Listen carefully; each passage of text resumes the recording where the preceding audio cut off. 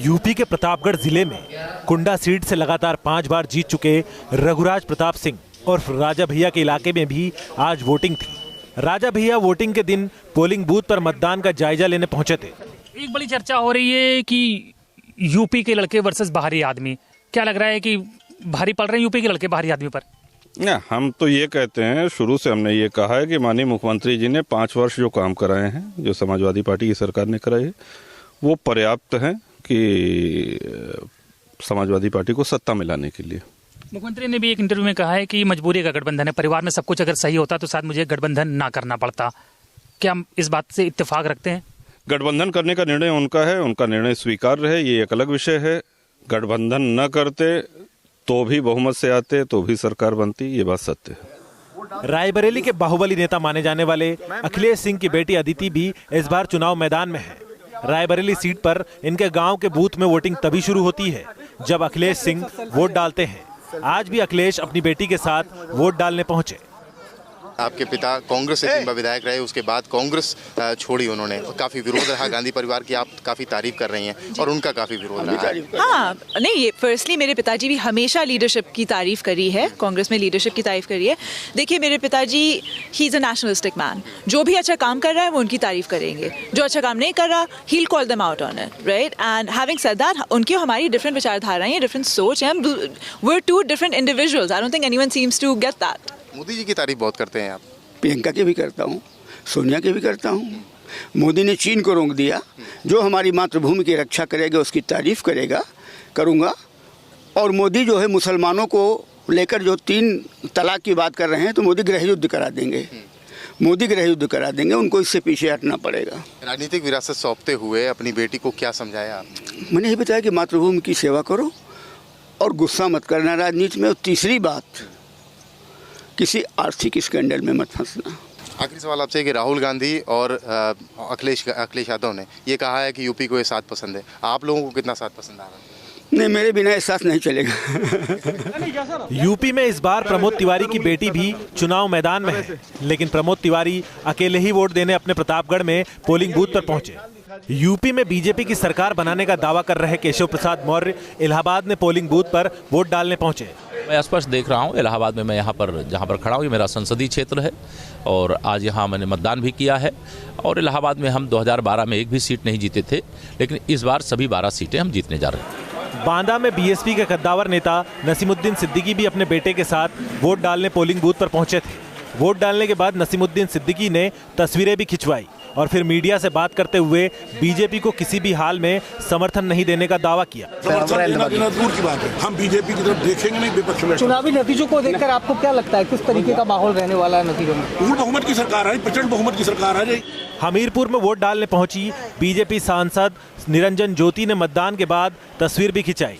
इलाहाबाद से चुनावी मैदान में किस्मत आजमा रहे बीजेपी नेता सिद्धार्थ नाथ सिंह अपने परिवार के साथ वोट देने पोलिंग बूथ पर पहुंचे।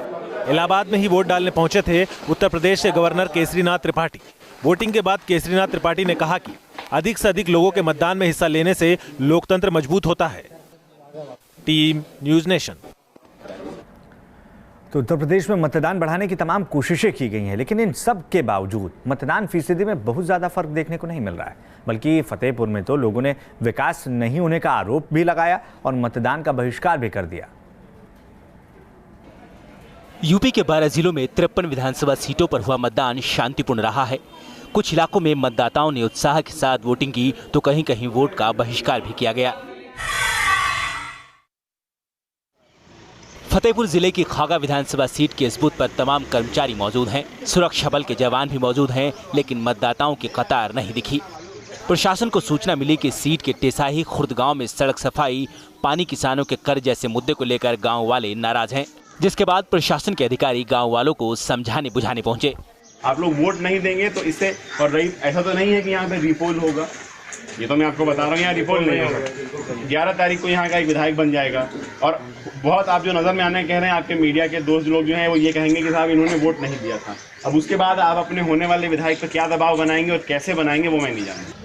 तमाम कोशिशों के बावजूद गांव वाले वोट डालने को तैयार नहीं हुए। खागा विधानसभा सीट के बूथ नंबर 105 और 106 पर एक भी वोट नहीं डाला गया। वोट हमारे यहाँ रास्ता नहीं है, और क्या समस्या? और ना हमारे यहाँ सूखा का पैसा मिला है। अच्छा, और क्या समस्या? पानी टंकी की व्यवस्था है, स्कूल की बाउंड्री, हमारे गंदगी बहुत स्कूल में, पूरे गांव में गंदगी है। तो कोई नेता है ना आश्वासन? आज तक कोई नेता आया ना, कोई आश्वासन बोलता है कुछ नहीं है। और जो भी कृष्णा पासवान है वो कहती है हमारे टेसाई से वोट ही नहीं मिलती, मैं यहाँ क्या करूँ। फतेहपुर के अलावा यूपी के कुछ और इलाकों में विकास नहीं होने से नाराज लोगों ने वोट का बहिष्कार किया है। फतेहपुर जिले में ही जहानाबाद विधानसभा सीट के अंदर ये है विक्रमपुर गांव। यहां आजादी के बाद पहली बार पोलिंग बूथ बना है। इसकी खुशी में इस गांव के पोलिंग बूथ पर मॉडल पोलिंग बूथ की तरह इंतजाम किए गए। वोट देने आने वाले लोगों का माला पहनाकर स्वागत किया जा रहा था। हमारे गांव में बूथ बना है, जब से देश आजाद हुआ पहली बार हमारे यहाँ वोट डालने का मौका मिला। पहली बार बूथ बना है, जो हमारे गांव के तमाम गणमान्य लोगों ने अथक परिश्रम किया है। इस गांव के लोग अब तक कई किलोमीटर दूर दूसरे गांव में वोट डालने जाया करते थे, जिसकी वजह से कई बार सारे लोग मतदान में हिस्सा भी नहीं लेते थे। अब गांव में बूथ बनने से इन्हें खुशी है। Rajesh Singh Bhadauria, news nation, Fatehpur. तो एक तरफ चौथे चरण के लिए वोटिंग खत्म हो चुकी है, लेकिन इसी बीच पांचवें चरण के लिए प्रचार पूरे जोर पर है। चलिए आपको भी दिखाते हैं कि अगले चरण की वोटिंग से पहले राजनीतिक दलों के दिग्गज किन किन मुद्दों पर लोगों के बीच वोट मांगते हुए नजर आ रहे हैं। पहले आपको दिखाते हैं बहराइच में प्रधानमंत्री नरेंद्र मोदी ने क्या कुछ कहा है। हैरान हूं अखिलेश जी, मोदी पे हमला करो समझ सकता हूं, भाजपा पे हमला करो समझ सकता हूं, लेकिन बेचारे गधे के ऊपर। अखिलेश जी, आपको पता नहीं है, गधा भी हमें प्रेरणा देता है। भाइयों बहनों, गधा कितना ही बीमार हो, कितना ही खाली पेट हो, कितना ही थका हुआ हो, लेकिन मालिक अगर उस पर से काम लेता है तो सहन करता हुआ भी अपने मालिक का दिया काम पूरा करके रहता है।